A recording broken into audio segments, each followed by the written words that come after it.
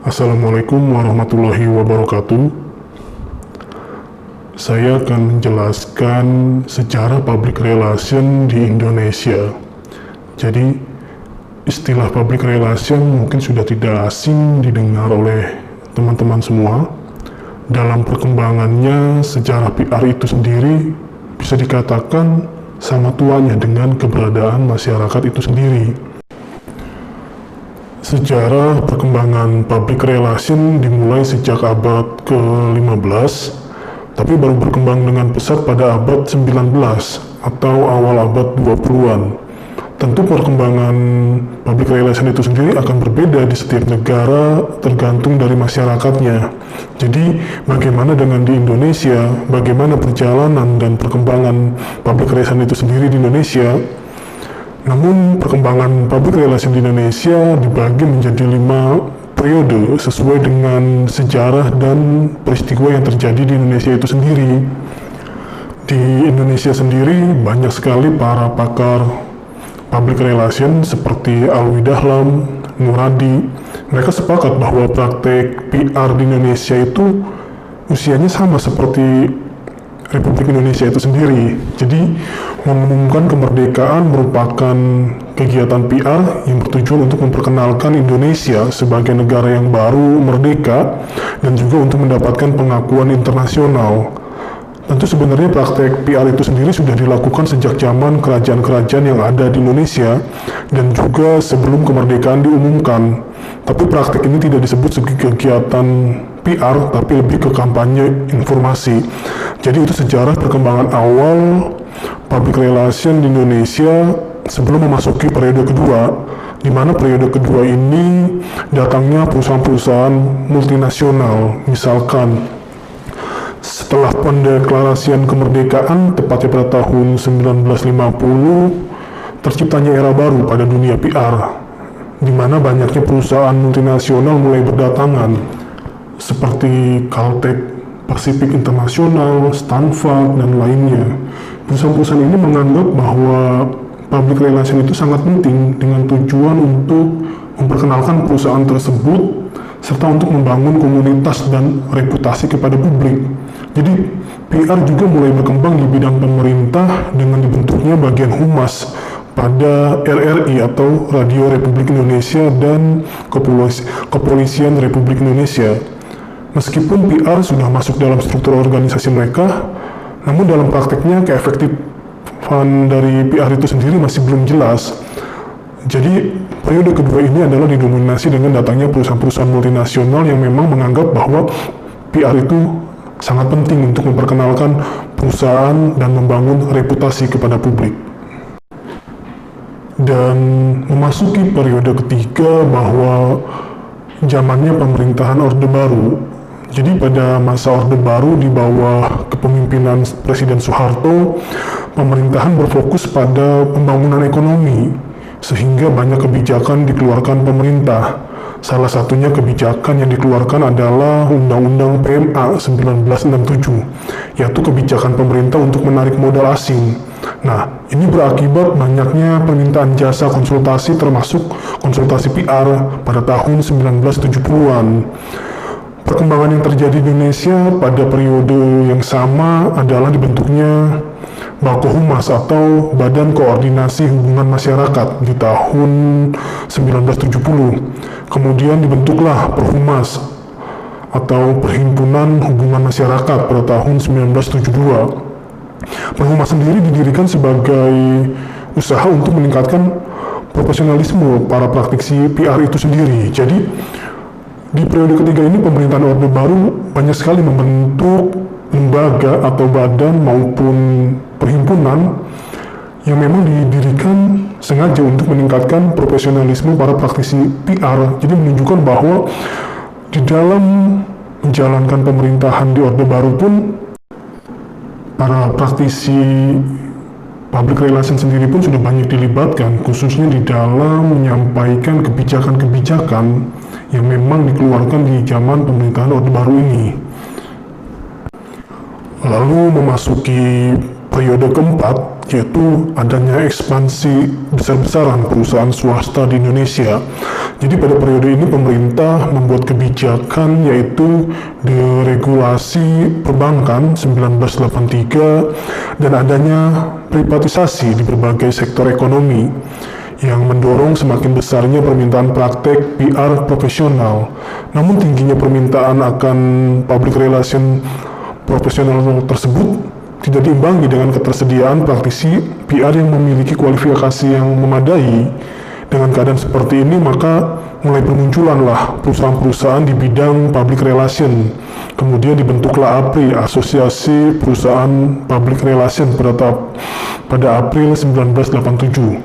Nah, inilah yang merupakan jadi tonggak penting dalam perkembangan PR di Indonesia. Jadi APRI didirikan dengan tujuan untuk meningkatkan profesionalisme humas di Indonesia itu sendiri. Jadi dengan ekspansi besar-besaran perusahaan swasta di Indonesia dan terbentuklah APRI ini sendiri menjadi tonggak penting bahwa perkembangan PR di Indonesia itu semakin berkembang.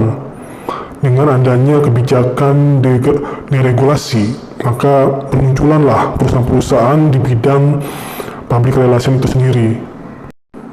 Lalu memasuki periode kelima, pasca Orde Baru pada pertengahan tahun 1998, perkembangan PR di Indonesia juga berjalan sejajar dengan perkembangan pemerintahan dan politik Indonesia. Maka pada masa ini, yaitu pasca Orde Baru tahun 1998, adanya pengakuan kebebasan berkomunikasi. Nah, dengan ini muncul pula pengakuan jaminan terhadap hak untuk memperoleh serta menyebarkan informasi sebagai hak masyarakat untuk mendewasakan diri. Namun selain kebijakan tersebut, satu kebijakan penting yang muncul adalah kebebasan pers. Nah, mungkin istilah ini teman-teman sudah sering dengar bahwa ada kebebasan pers pada masa pertengahan tahun 1998. Pada era ini, praktik PR sudah mulai mengarah pada model humas simetris dua arah, yaitu artinya cara ideal meningkatkan reputasi organisasi di antara target audiens dengan menggunakan komunikasi dua arah yang terjadi antara kedua belah pihak. Ini tentu membuat PR di Indonesia semakin berubah menjadi lebih terbuka, dan secara otomatis komunikasi antara PR dan publik juga menjadi komunikasi dua arah. Nah, inilah yang menjadi cikal bakal perkembangan public relation di Indonesia. Selain daripada sejarah maupun perkembangan public relation di Indonesia itu sendiri, di sini ada beberapa figur yang saya cantumkan ataupun pelopor baik di tingkat internasional maupun di dalam negeri. Pertama ada Ivy Lee, yang kedua ada Edward Bernays, dan yang ketiga ada John Hill, dan yang keempat ini sebenarnya adalah salah satu figur di dalam negeri. Ya, beliau memang dikenal sebagai pendiri salah satu sekolah tinggi public relation yang cukup terkenal di Indonesia, Ibu Prita Kemalgani. Jadi kita bisa katakan bahwa beliau adalah salah satu pelopor di era modern ini kaitannya dengan perkembangan atau pengembangan ilmu public relation yang ada di Indonesia. Oke, yang pertama ada Ivy Lee. Ivy Lee adalah salah satu sosok kelahiran Cedarton, Amerika Serikat, lahir pada 16 Juli 1934. Jadi beliau ini dikenal sebagai Bapak Public Relation modern. Dan kontribusi di dunia public relation sendiri, Ivy Lee ini sangat dikenal di Amerika Serikat, di mana beliau salah satu sosok yang berjasa di dalam menangani kampanye untuk Partai Demokrat. Pada saat itu, kandidat wali kota New York bernama St. Law pada tahun berikutnya ia ditetapkan dalam Partai Demokrat, membantu menangani publisitas Hakim Alton dalam pemilihan presiden melawan Roosevelt. Nah, setelah menangani kampanye untuk Partai Demokrat ini, Ivy Lee bersama rekannya Josh Parker mendirikan suatu firma di bidang public relation, dan namun firmanya ini tidak bertahan lama, hanya dalam kurun waktu 4 tahun, namun ia berhasil menjadi pelopor atau orang yang paling berpengaruh di dalam dunia public relation pada masa itu, yaitu pada tahun 1096. Lalu selanjutnya ada Edward Bernays. Beliau adalah seorang pionir Austria Amerika dalam bidang hubungan masyarakat dan propaganda, dan merujuk pada obituarinya sebagai Bapak Hubungan Masyarakat.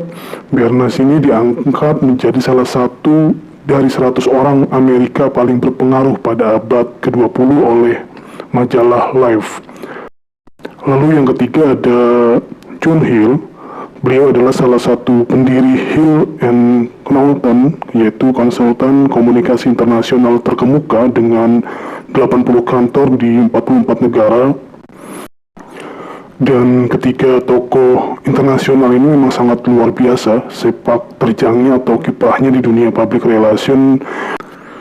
Dan yang satu ini saya mengambil sosok dari dalam negeri, yaitu ada Prita Kemal Ghani. Beliau adalah pendiri dan direktur The London School of Public Relation. Jadi beliau ini adalah salah satu pendiri sekolah khusus public relation yang ada di Jakarta.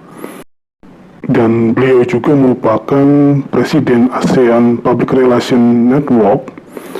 Dan kenapa beliau mendirikan sekolah khusus public relation ini? Karena beliau membaca peluang bahwa belum ada sekolah khusus yang mengajarkan mengenai dunia public relation. Jadi kenapa beliau berinisiatif mendirikan sekolah ini?